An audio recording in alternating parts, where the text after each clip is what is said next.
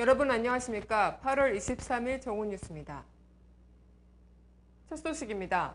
오늘 이산가족 상봉을 위한 남북회담이 우리 정부의 제안대로 판문점에서 열립니다. 회담이 순조롭다면 다음 달 말쯤 상봉이 성사될 것 같습니다. 남북은 오늘 오전 10시부터 판문점 남측 평화의 집에서 이산가족 상봉을 위한 적십자 실무회담을 갖습니다. 우리 측은 이덕행 적십자사 실행위원이, 북측은 박용일 적십자 중앙위원이 각각 수석대표로 회담에 참여합니다. 남북 간 합의가 이뤄지면 지난 2010년 10월 이후 3년 만에 이산가족 상봉이 성사되게 되는데, 상봉은 추석 이후인 다음 달 말쯤 가능할 전망입니다. 상봉 신청자 대다수가 70대 이상 고령인 점을 감안해 정부는 가급적 많은 인원이 상봉할 수 있도록 한다는 구상입니다. 하지만 상봉 규모 확대에 북한이 난색을 표할 가능성이 커서 난항이 예상됩니다. 상봉 장소로는 정부는 내심 서울과 평양을 염두에 두고 있지만 북측이 주장하는 금강산도 배제하지 않고 있습니다. 정부는 이달 말이나 다음 달 초에 금강산 관광 재개를 위한 회담을 갖자는 북측의 제안에 대해서는 내부 검토를 거친 뒤 우리 입장을 전달할 예정입니다.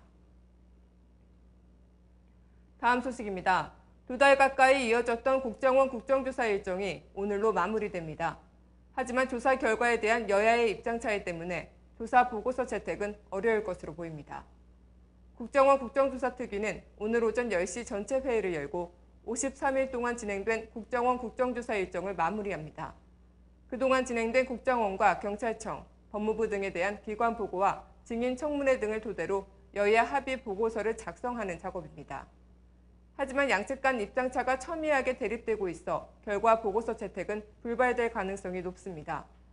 새누리당은 여야 의견이 좁혀지기 힘든 상황이기 때문에 각각의 입장을 담은 보고서를 채택하자는 입장이지만, 야당은 그럴 거면 차라리 보고서를 채택하지 않는 게 낫다며 야당 자체로 백서나 대국민 보고서를 내겠다고 맞서고 있습니다.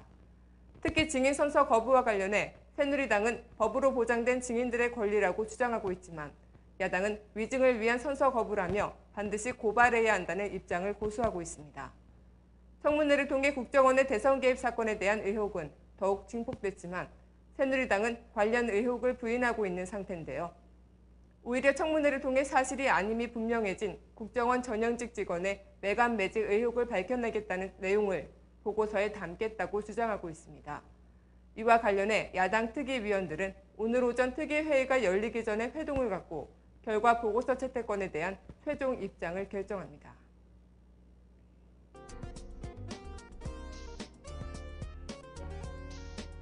단신입니다. 이명박 정부의 실세로 꼽히는 박영준 전 지식경제부 차관이 원전 비리와 관련해 거액의 금품을 수수한 정황을 검찰이 포착한 것으로 어제 알려졌습니다.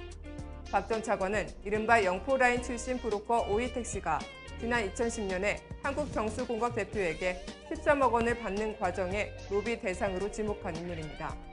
이에 따라 원전 비리 수사가 게이트 사정이 될 것이라는 관측이 현실화돼 상당한 파장이 예상됩니다. 원전 한빛 6호기의 고장 정지로 전력 수급에 어려움을 겪는 가운데 국내 원전이 한 달에 평균 1.3회꼴로 고장이 나는 것으로 나타났습니다.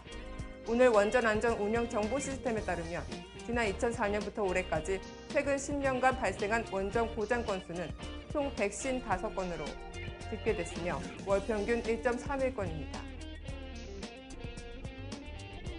전천후 지구관측 위성인 아리랑 5호가 우주 궤도 진입에 성공했습니다.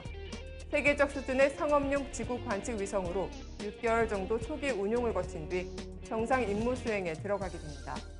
다목적 실용 위성 아리랑 5호의 우주 진입은 그동안 선진국들의 동무되었던 상업 위성 분야에서 우리의 기술력을 알리면서 세계 시장 진출 가능성을 열어가고 있습니다.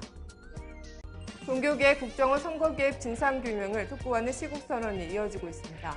목사들도 시국선언 물결에 합류했습니다. 기독교 목사 30여 명은 어제 국가정보원 선거 개입 진상규명을 위한 현인 시국선언을 발표하며 박근혜 대통령의 특별검사 임명, 국정원 선거 개입 재발 방지, 박근혜 대통령의 공식 국민사과 등을 요구했습니다. 남북 이산가족 상봉 방안을 논의할 적십자 실무회담이 오늘 판문점에서 열리고 있습니다. 상봉 장소와 규모보다 중요한 것은 분단의 아픔으로 서로를 그리워한 가족들이 마주하는 모습입니다. 남북의 이산 가족이 손을 잡고 얼굴을 마주하는 모습을 3년 만에 볼 수 있길 바랍니다. 오늘 뉴스를 마치겠습니다. 고맙습니다.